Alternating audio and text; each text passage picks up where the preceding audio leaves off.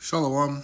I want to give all praises, glory, and honor to Yahweh, Bahasham, Yahweh Shai, Bahasham, Rakakadash, and double honors to the elders and apostles at Great Millstone, and Shalom to the hopeful elect, including the 144,000, pushing his word and truth in all sincerity, and the rest of the elect listening and learning.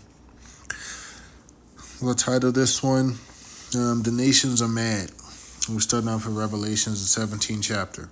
And it reads, "And there came one of the seven angels which had the seven vials, and talked with me, saying, Come hither, I will show ye the judgment of the great whore that sitteth upon many waters." Now this great whore is talking about Babylon the Great, it's talking about America, and the many waters is talking about peoples, nations, and tongues, because America is ruling the world right now with their military might. "With whom the kings of the earth have committed fornication, and the inhabitants of the earth have been made drunk with the wine of her fornication." Okay? And this is saying the kings of the earth, which is talking about the rulers of the other nations. They have committed fornication with Babylon the Great. And how have they done this? It's spiritual fornication. Okay? They bought into these doctrines, these philosophies that America has pushed out. Okay? And it's basically just leading them astray and causing problems. Okay, the inhabitants of the earth have been made with drunk with the wine of her fornication. And this wine is these doctrines, philosophies, and stuff that she's pushed onto this world. Like the one that we're going into now would be the democracy. Just how that is just corrupted everything. Feminism, the alphabet soup people, that type of stuff, the gender equality, all of those things are doctrines that have been pushed out from America, from these Edomites.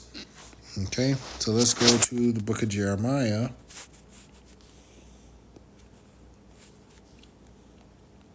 (51) in verse 7, and it reads, "Babylon had been a golden cup in Yahweh's hand, that made all the earth drunken. The nations were drunken of her wine, therefore the nations are mad."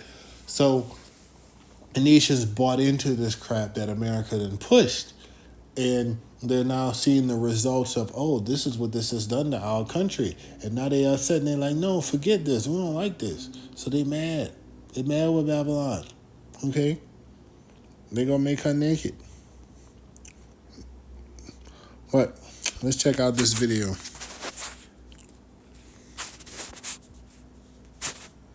Leader of the This week, the supreme leader of the Taliban vowed to start stoning women to death in public again, specifically as a fight against Western democracy. He said in a voice memo, "You, the Western world, say that it's a violation of human rights when we stone women to death. But soon we are going to implement the punishment for adultery. We will flog women in public and we will stone them to death." In the last 2.5 years since the Taliban took over the government of Afghanistan, they've created arguably the world's most serious women's rights crisis on the face of the planet. They have violated women's rights to education, to paid employment, to freedom of speech, freedom of movement without the accompaniment of a male relative, and political participation, among many, many others. And now we're going to restart the practice of publicly stoning women to death for their crimes. Where are feminists? If you think this is isolated to one country or one region of the world, think again. There are many who would love to see this implemented everywhere. And so you see these Ishmaelites, they're seeing what this democracy has done. They're seeing what this feminism and stuff has done to their culture and what it has done to their women. And so they're still in the East. They still practice the Eastern way. And so that is their laws and their philosophies, and they can conduct their society how they want to. You see, Esau has this problem where he wants to police the whole world and make the world become one with him, and everybody has to believe and do the things that he believes in and does. And that's just not how things are going to go for Esau. So Ishmael, he was Abraham's son, okay?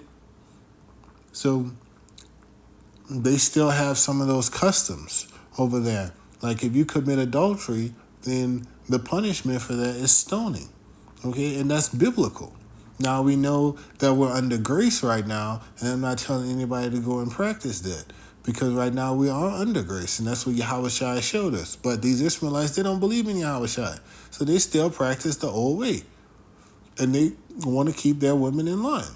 And there's nothing wrong with them trying to keep their women in line, because this debauchery and this sick culture that America promotes just creates confusion and disorder. Like, you can't have proper structure if the women don't fear the men. Like, that's just not how it goes. Like, these women are supposed to fear their husbands, or else they're going to rule over them and wreck society. And that's what happens when Esau puts in his 2 cents into everybody else's business. These people are like, no, we don't want this. And this Edomite up here talking about, oh, where are the feminists at? The feminists go stay far away from that. Because the feminists don't have no power. You think feminists will go over there and do something? No, it's always men that have to do this. And if the men don't support it, then it's not going to work. That's it. It's just utter confusion, nonsense, craziness. So Babylon got to get judged for all this wickedness that is done pushed upon the earth. Like, over here in America, the divorce rate is so high, most of it is just women. Why are they doing this? Because they don't want to be submissive. They don't want to be with one man. They just want to ride the cock carousel. That's what they want to do. They want to do what they want to do. They want to live in their own pleasure. They don't want to serve their husbands. They don't actually want to be women and do what they're supposed to do. They ain't going to want to be a woman until that time comes when they be like, oh, we really need men because shit hitting the fan and we can't do this. We thought we could do this. No, it's going to be too late then. And if you ain't under the umbrella of a man of Yahweh Shem Yahushai, when that time comes, it's not going to be pretty. So, this is Jeremiah chapter 50, verse 1. It says, the word of Yahweh spake against Babylon and against the land of the Chaldeans by Jeremiah the prophet. Okay, now this is going to be talking about Babylon the Great. Okay, declare ye among the nations and publish and set up a standard, publish and conceal not. Say, Babylon is taken, Bel is confounded, Mordok is broken in pieces, her idols are confounded, her images are broken in pieces. So all of these idols in Babylon, they ain't gonna be worth nothing. They gonna get broken, they gonna get taken down. They ain't got no power. They're not gonna do nothing. They're not gonna be helpful to these Edomites at all. For out of the north there cometh a nation against her, Russia, which shall make her land desolate, and none shall dwell therein. They shall remove, they shall depart, both man and beast. That thermonuclear destruction. This place is going to be a wasteland. In those days, and in that time, said Yahweh, the children of Israel shall come. They and the children of Judah together, going and weeping, they shall go and seek Yahweh their power. They shall ask the way to Zion with their faces thitherward, saying, come and let us join ourselves unto Yahweh in a perpetual covenant that shall not be forgotten. My people have been lost sheep. Their shepherds have caused them to go astray, because their shepherds weren't their real shepherds. They were hirelings. They haven't been guiding the people, telling them, yo, this is the good way. No, they were hirelings. They were bought out. They weren't real shepherds of the people.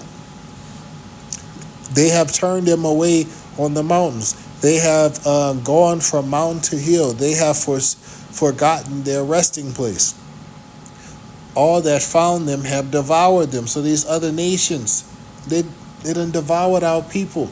They done filled our heads with all of this nonsense, all of these false philosophies and doctrines, and just led us astray, just to straight death.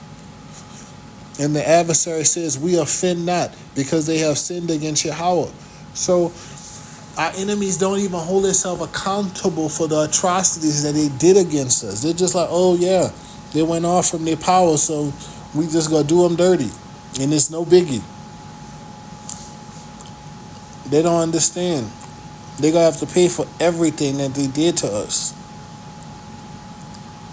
The inhabitants of justice, even Yahweh, the hope of their fathers, remove out of the midst of Babylon and go forth out of the land of the Chaldeans and be as the he-goats before the flocks. For lo, I will raise and cause to come up against Babylon an assembly of great nations from the north country, and they shall set themselves in array against her, and from then she shall be taken. Their arrow shall be as if a mighty expert man. None shall return in vain. It's talking about the thermonuclear destruction. These nations gonna rise up, and then you see this happening now. Nations starting to rise up against this country. And let's go continue. Let's go to Joel chapter 3. For behold, in those days and in that time, when I shall bring again the captivity of Judah and Jerusalem. So he going to bring his people back. He's going to take his people out of this captivity. Verse 2. I will also gather all nations and bring them down into the valley of Jehoshaphat, Yahweh Shaphat, the valley of decision. Yahweh's decision. Yahweh's judgment. And will plead with them, therefore my people, and for my heritage Israel, whom they have scattered among the nations and parted my land. He gonna bring judgment upon them. Okay, when he say plead, he ain't talking about he begging, no. It's gonna be straight murking season. And they have cast lots for my people, and have given a boy for a harlot and sold a girl for wine, that they might drink. And they actually did this. They actually sold our people. Yea, and what have ye to do with me, O Tyre and Zidon, and all the coasts of Palestine? Will ye render me a recompense? And if ye recompense me swiftly and speedily, will I return your recompense upon your head. They gonna get this working. There's no avoiding it. There's nothing they could do. They can't plead with Yahweh and be like, have mercy. No, they got to get this work. We drunk of the cup, now they got to drink of this cup.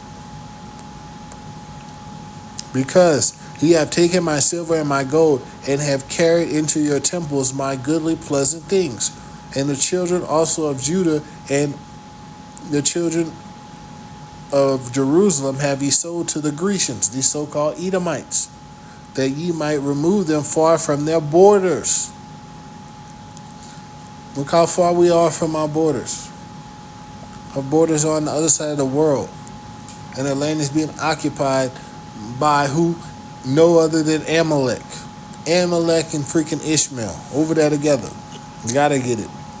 Ezekiel 36 and 5. Therefore, thus said Yahweh power, surely in the residue of my jealousy I have spoken against the residue of the heathen and against all Idumea, which have appointed my land into their possession with the joy of all their heart, with despiteful minds to cast it out for a prey.